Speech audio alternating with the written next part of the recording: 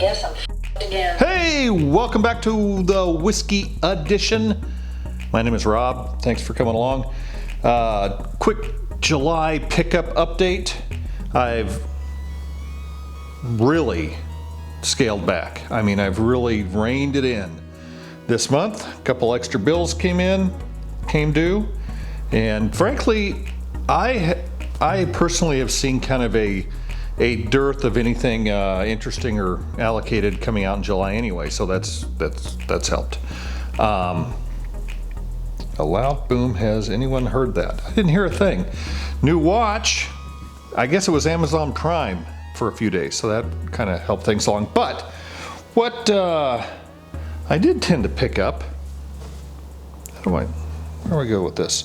Oh, I was watching one of the other YouTubers out there, and he was talking about Dickel. I thought he was talking about 12, but I think he was talking about 13. I have 13 and I have 11, and he said 12, and I'm like, so I went and bought a 12. So I have 11, 12, and 13. I'll do a rundown of those. He thought it was pretty good and didn't taste like Flintstone vitamins. So I guess we'll find out one of these days. While I was there, I also found a little book, the None for Granted edition. What is this? The 2025 edition. This is sitting on the shelf at the Total Wine. I couldn't believe it. So picked that up. It was a lot, but everything in this state is a lot. And that's what I figured, even with the tax. It was a little bit more.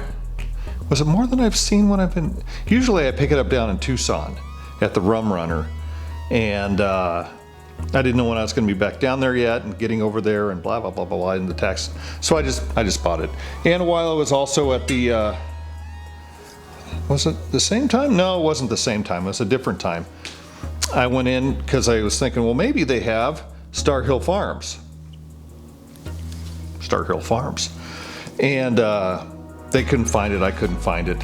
And then the guy, he looked it up and he goes, says we have a whole case, which is like 6. And so we looked a little harder, and it was in the American whiskey area of the Total Wine, not in the bourbon or the whiskey area. And it's American whiskey with no E also. And I looked up what the deal with Makers is, because I think I've got another Makers right here. Yeah, Makers no E whiskey. And that is because I think it's Rob Samuels wanted for their lineage or whatever to, because they were Scottish, Irish and Scottish that came over and started Maker's Mark, they wanted to honor that heritage by not using the E in whiskey. So that's why there's no E in whiskey. But these were on the shelf at the Total Wine behind a column. You really couldn't even see them, and they didn't have you can only buy one. So I bought 2. So I've got some friends, and I'll be giving that to them because they want it. They couldn't find one. While I was there, I was picking up for a house party, make sure I had some mixers, some amaretto, and some Wolcott bourbon cream to go with the Buffalo Trace bourbon cream and many of the other bourbon creams I have. Because I'm a weirdo, obviously. When somebody says, you know, we're coming over, can we bring anything? I say, don't bring any alcohol, because I've got I'm covered. What? And I say, what do you like? And one time, some from the office said they like Moscato, and I'm like, oh, okay. So I think that's like a brand, and it's not a brand, it's a type. And so I bought like 6 different Moscatos, so I'd have the right one, because I'm a weirdo that way. And I don't think we went through many, so I have a lot of Moscato left. Same with the bourbon cream. Didn't tell me which bourbon cream, so this bottle is like, it's like soft. It's a soft, it's weird. So like this bottle, it's not soft. It's like a glass. This is glass and this is glass. Weird. So that it's like they've shot peened it or something. Anyway, bourbon cream, Wolcott from the Total Wine. And then I was at the, where was I? I think, where did I get this? Oh, this came from the Safeway. The gal said, I think we have a single barrel. And I said, how much is it? And she looked it up. She goes, it's $65. I go, I'm taking it. So I go up to the front and it rings up at like $90. I'm like, that's not what she told me. She looked up the wrong one. I took it anyway. So now I have another single barrel just in case. At the liquor store, I was wandering around. They didn't, again, kind of a dearth of any kind of interesting bourbons are allocated or anything going on right now for whatever reason, but they did have a bottle of Fortaleza Blanco sitting on the shelf. Yes, please. I took that. That will be going to some friends also. I ran into a Blanco some months ago. I took it to a friend in Austin. She gave it to her sister, who gave it to her son, so my friend's nephew. And because he had said he wanted one, and he wrote me a real nice note back saying it was the best gift he ever had. I said, I find that hard to believe, but I appreciate it. To me, and to some degree, finding something for somebody who's looking for it and getting it for them is almost as interesting and fun as buying it for yourself. I mean, so my friends couldn't find a Star Hill Farm? Covered. Couldn't find a Fortaleza? Covered. So that makes me feel pretty good to be able to find stuff for them. What was this? Speaking of friends finding stuff, how do I couch this? Someone I know in another country found this Nestville whiskey single barrel from the Tatra Mountain Whiskey. Tatra Mountain Whiskey. It's Tatra Mountain Whiskeys. It's got a bunch of awards on it. It's got a hang tag, a wax top. I haven't opened it yet. It looks really young, but I think it's filled in 2016 and dumped in 2022, but it doesn't say what it was aged in. I'll have to do some more research on it. I probably should. Oh wait, there's a, what does it say on the tag that I can't read because it's in Slovakian, Slovenska Republika. So, from the Nestville Distillery. It's almost too cool of a bottle to open. It's very nice. It's got good shape.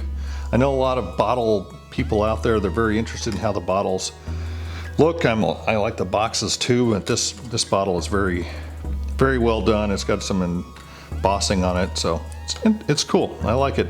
Hopefully, with all the awards, and I think my friend who got this for me believes that it was one of, a very good whiskey, and that's why he bought it, because he knew I liked whiskey. And it came from a long ways away, and I really appreciate that. So I'll have to do like a Slovenia versus France, because I've got some French whiskey over there, and maybe kind of do a off Conus type of whiskey challenge or something. The only other thing I've got, I thought it was pretty interesting, was my friends who stayed here for the 4th when we had our big to-do. They got me the smoke boards. So what this guy does, oh, that's what I forgot to do at the total wine day, darn it. I'll show you this real quick.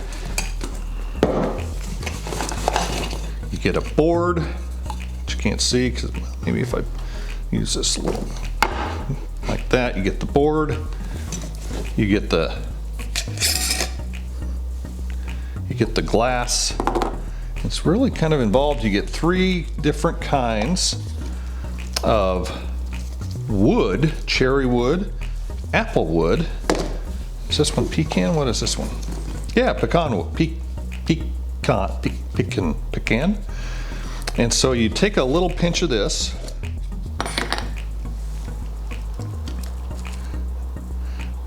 So you see how they do this with the ones that go on the top of the glass. This one is a little different, and I don't have a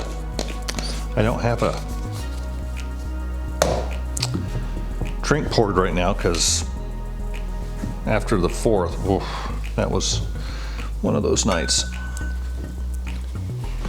Here's your glass. Then you take the thing that makes the fire. Oop. gonna burn something here. One thing to note when you buy these, you might have to go to a different store for the butane, and that goes in the bottom. You just push it up in there and fill up the butane. I don't know how much is in here, it doesn't really have a thing. But what you do is,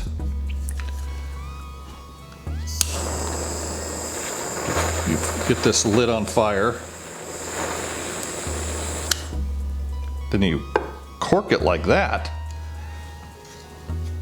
and let that put it out, let the smoke build up in the glass. And then if this had any whiskey in it, which probably should, but then you dump. Well, that's not gonna work.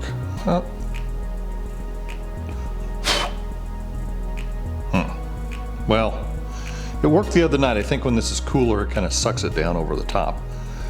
So that was kind of nice of them to buy this for me, and I will have to become more of a, now it's still more of a mixologist and then a pyro, I guess, to make this all work. Anyway, just a few things on the pickup for July. Don't know if there's going to be any more. Hope not, because I'm out of money. I am out. Well, I'm not completely out. I have a couple deals maybe going on. But hey, that's part of the fun, is making some deals. I feel like, what did I call, instead of antiques, not antiques roadshow, American Pickers, Bourbon Pickers. That's the new channel name, Bourbon Picker. I bet there is a bourbon picker out there, because that's what I feel like. Hey, if we bundle this bottle with this bottle, maybe we can make a deal here. And I wonder if that's the way things are going. I've heard there's some slowing down. There's like genuine worry in the eyes of one of the fine pushers that I work with, that I buy from on a regular basis, and that things had slowed down quite a bit. I said, well, maybe, but I think you have to take a couple years out, because maybe that's not fair, because now more people are not able to day drink because they have to go to the office, and so it's probably cut back a lot from that standpoint. That's my theory anyway. Maybe not an overall slowdown if you look at the total numbers, but maybe a perceived slowdown because the numbers were so high for a couple years. Anyway, I'm not one of those numbers guys like that, so I couldn't tell you. I enjoy finding good things. I enjoy people when they send me something to try, and I enjoy finding bottles that people are looking for and being able to get them for them up here. Like, share, subscribe. Thanks for hanging out. Cheers, if I had something to cheers with. Maybe a smoky glass. Can you tell it's smoking on? Yeah, I get. So, anyway, cheers.